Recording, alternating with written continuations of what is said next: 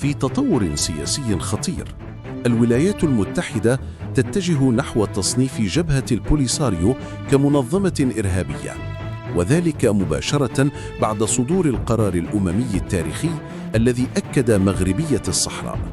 خطوة قلبت حسابات المنطقة وفتحت الباب أمام مرحلة جديدة تماما في النزاع.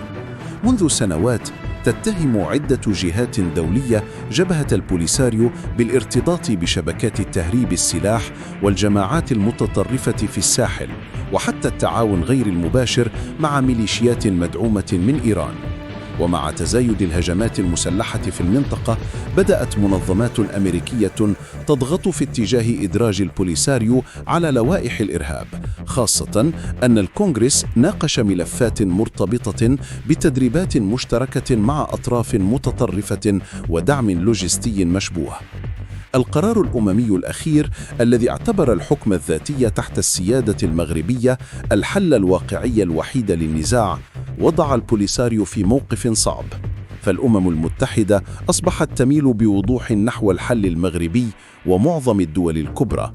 الولايات المتحدة ترى أن استمرار الحرب لا يخدم الاستقرار الإقليمي، لذلك يأتي التوجه الأمريكي بمثابة الضربة الثانية بعد القرار الأممي، وهذه المرة ضربة موجعة جدا.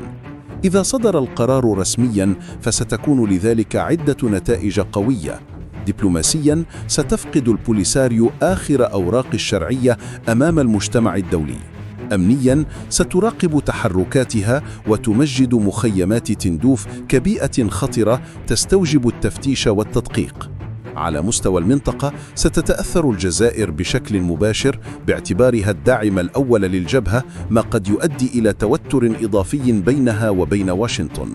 أما المغرب فسيعزز موقعه كحليف استراتيجي موثوق وصوت أساسي في محاربة الإرهاب بمنطقة الساحل. اليوم نحن أمام مرحلة جديدة في قضية الصحراء، قرار أممي يعترف بمغربية الصحراء، وقرار أمريكي مرتقب يصف البوليساريو بالإرهاب.